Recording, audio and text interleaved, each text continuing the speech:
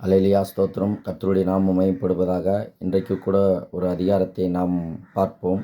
ஆண்டவருடைய பரிசுத்த வேதாகமத்தில் இருந்து மத்தேயு 5ஆம் அதிகாரம் 5வது வசனத்தை நான் வாசிக்கிறேன். சாந்த குணம் உள்ளவர்கள் பாக்கியவான்கள், அவர்கள் பூமியை சுதந்தரித்து கொள்வார்கள் என்று கர்த்தருடைய வார்த்தை நமக்கு சொல்லுகிறது.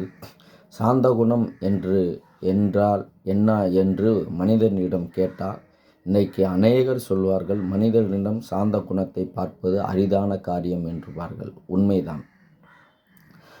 இன்னைக்கு ஒரு மனிதன் நல்ல வேலை பார்த்து நல்ல உயர்வாய் இருக்கிறார் என்றால், அவர் தன்னால் முடிந்த உதவியை அநேகருக்கு செய்கிறார் என்றால், அவர்களை பார்த்து கேலி செய்வார்கள், கிண்டல் செய்வார்கள். அவனுக்கு பணம் இருக்குது, அதனால் உதவி செய்கிறான் என்று சொல்வார்கள். ஆனால் அதை கேட்டும் கேட்காதபடி அந்த மனிதன் வாழ்ந்து வரும்போது அவர் சாந்த குணம் உள்ளவராய் காணப்படுகிறார். அவர் கர்த்தருக்கு பிரியமானவர்களாய் காணப்படுகிறார். அப்படிப்பட்டவர்களே தேவன் சாந்த குணம் உள்ளவர்கள் என்று சொல்லுகிறார். ஆனால் இன்றைக்கி அப்படிப்பட்ட உதவி செய்யலாம் பரவாயில்ல, உபத்திரம் செய்யாமல் இருப்பதே மேல் என்பார்கள். ஆனால் அந்த உதவி செய்கிறவருக்கும் உபத்திரம் செய்கிற மனிதர்கள் தான் அநேக பேராய் இன்னைக்கு காணப்படுகிறார்கள். அப்போ 6ஆம் அதிகாரத்தை நான் வாசிக்கிறேன். நீதியின் மேல் பசிதாகம் உள்ளவர்கள் பாக்கியவான்கள், அவர்கள் திருப்தி அடைவார்கள். நீதியின் மேல் பசிதாகம் உள்ளவர்கள் பாக்கியவான்கள், அவர்கள் திருப்தி அடைவார்கள். நீதியின் மேல் யார் பசிதாகமாக இருக்கிறார்? இன்றைக்கி ஒரு நல்ல ஒரு நீதியுள்ள மனிதனுக்கு ஒரு நியாயம் கிடைப்பதில்லை.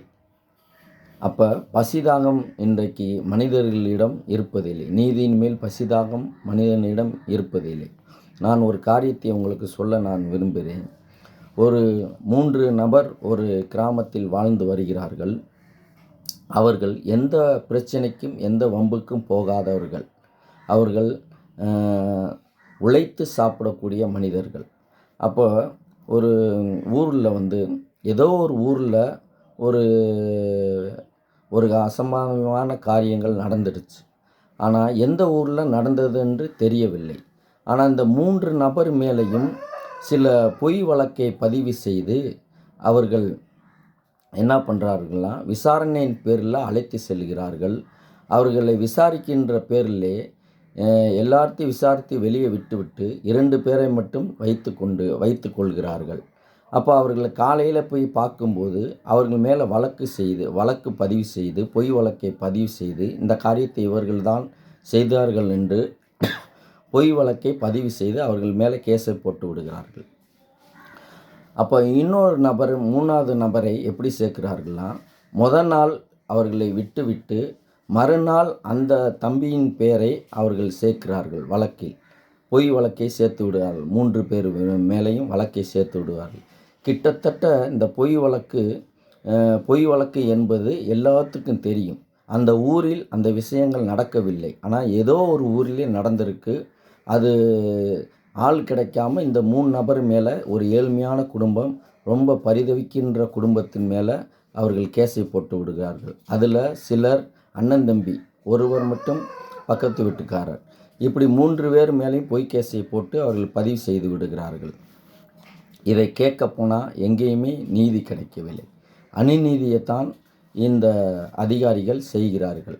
அப்போ அதில் ஒரு சகோதரர், இஸ்லாமியத்தை சேர்ந்த ஒரு சகோதரர் அந்த இதில் வேலை பார்க்குறார். அந்த துறையிலே அவர் சொல்கிறார், எனக்கு இந்த பிரச்சனைக்கு சம்பந்தம் இல்லை, நான் கடவுளுக்கு விரோதமாக இந்த காரியத்தை நான் செய்ய மாட்டேன் என்று அவர்களிடம் சொல்லுகிறார். அப்போ அவர்கள் என்ன சொல்கிறார்கள், அப்போ நீங்கள் 2 நாள் லீவை போட்டுவிட்டு போய்விடுங்கள், நாங்கள் இந்த விஷயத்தை பார்த்துக்கிறோம் சொல்லி அவர்கள் இப்படி அந்த அதிகாரிகள் இந்த பையன் பேர்களிலே 3 பொய் வழக்கை போட்டு அவர்களை கைது செய்கிறார்கள். அப்போ இப்படியாக இந்த நீதியின் மேல் பசிதாகம் உள்ளவர்கள் பாக்கியவான்கள் என்று கர்த்தருடைய வேதம் சொல்லுகிறது. ஆனால் இந்த அதிகாரிகளுக்கு நீதியின் மேலே பசிதாகம் இல்லை, அநீதியை செய்து வருகிறார்கள். அப்போ சில காலங்கள் சென்ற பின்பு முடிவுக்கு வருகிறது அந்த கேஸ். அப்போ முடிவுக்கு வரும்போது அங்கே அந்த பாதிக்கப்பட்ட அந்த குடும்பத்தை சேர்ந்தவர்களே அந்த நீதியின் துறையில் போய் சொல்லுகிறார்கள் நீதிபதியிடம், இவர்கள் இல்லை, அந்த காரியத்தில் இவர்கள் இல்லை அப்படின்னு என்று சொல்லும்போது அந்த இடத்துல அந்த 3 பேர்த்துக்கும் விடுதலை கிடைக்கிறது. அப்போ அப்போ கிறிஸ்துவை அறியாத அவர்கள் அந்த நீதிக்கு தலை வணங்குறாங்க பார்த்தீங்களா, அவங்க பாக்கியவான்கள். அவர்களுடைய கர்த்தருடைய கிருபை அவர்களுக்கு உண்டு. அவர்களுடைய ஆசீர்வாதம், கர்த்தருடைய ஆசீர்வாதம் அவர்களுக்கு உண்டு. ஆனால் அந்த ஒரு அதிகாரி எனக்கு இதுக்கு சம்பந்தம் இல்லை என்று சொல்லிவிட்டு போகிறாரே, அவர் நீதிக்கு பசிதாகத்தோடு நீதிக்கு தலைவணங்கினால தான் அவர் அந்த காரியத்தை செய்யவில்லை. ஆனால் இந்த அதிகாரிகள் இப்படி செய்கிறார்கள். அப்போ இப்படிப்பட்டவர்கள் எப்பயுமே நீதியின் மேல் பசிதாகமாக இருக்க மாட்டார்கள். ஆனால் உண்மையை நடந்ததை சொன்னார்களே, அவர்கள்தான் நீதியின் மேல் பசிதாகம் உள்ளவர்கள். நான் 8ஆம் அதிகாரத்தை வாசிக்கிறேன். இருதயத்தில் சுத்தமுள்ளவர்கள் பாக்கியவான்கள், அவர்கள் தேவனை தரிசிப்பார்கள். இன்றைக்கி எத்தனை பேர்த்துக்கு இருதயம் சுத்தமாக இருக்குது என்று கேட்டால் தெரியாது என்பார்கள். ஏன்னா இருதயத்தில் இன்றைக்கி அநேக அசுத்த காரியங்கள் தான் நிறைந்து வாழ்ந்து வருகிறோம் இந்த பூமியில். இருதயத்தில் சுத்தம் இருந்தால் தான் நம்ம எந்த விஷயத்தையும் நியாயத்தோடு நாம் போராட முடியும், நியாயத்தோடு நாம் கேட்க முடியும். இருதயத்தில் சுத்தம் இல்லாதபடிக்கு நம்ம வாழ்ந்தோம் என்றால் நம் வாழ்க்கையில் ஆசீர்வாதத்தையும் காண முடியாது, நம்ம வாழ்க்கையில் உயர்வையும் பார்க்க முடியாது. அப்போ நான் 9ஆம் அதிகாரத்தை வாசிக்கிறேன். சமாதானம் பண்ணுகிறவர்கள் பாக்கியவான்கள், அவர்கள் தேவனுடைய புத்திரர் எண்ணப்படுவார்கள். இன்றைக்கி எத்தனை பேர் சமாதானம் பண்ணுகிறோம்? இன்றைக்கு பக்கத்து வீட்டுக்கும் சண்டை வந்துச்சுன்னா அவர்களை சமாதானப்படுத்தணும், அவர்களை ஒருவருக்கொருவர் சகோதர ஒற்றுமையை உறவுபடுத்தணும். ஆனால் மேற்கொண்டு வந்து அவர்களை தூண்டி விடுகிற மனிதர்கள் தான் இன்றைக்கி நிறையா இருக்கார்கள். சமாதானம் பண்ணுவதற்கு ஆள் இல்லை. இன்றைக்கி ஒருவர் சண்டை போட்டுக்கொண்டு எத்தனையோ பேர் கோர்ட்டு கேஸுன்னு அலைகிறார்கள். அவர்களை நாம் பேசி சமாதானப்படுத்தி விட்டோம் என்றால் இவ்வளோ பெரிய காரியங்கள்லாம் நமக்கு வராது. அப்போ நம்ம நாணமுள்ள மனிதனாய் நாம் வாழ வேண்டும். இந்த பூமியில் அறிவுள்ள மனிதனாய் நாம் பூமியில் வாழ வேண்டும். வாழ போகிறது கொஞ்ச காலம். அதற்கு நம் சமாதானம் பண்ணுகிறவர்களாய் காணப்பட வேண்டும். 10ஆம் அதிகாரத்தை நான் வாசிக்கிறேன். நீதியின் நிமித்தம் துன்பப்படுகிறவர்கள் பாக்கியவான்கள், பரலோக ராஜ்யம் அவர்களுடையது.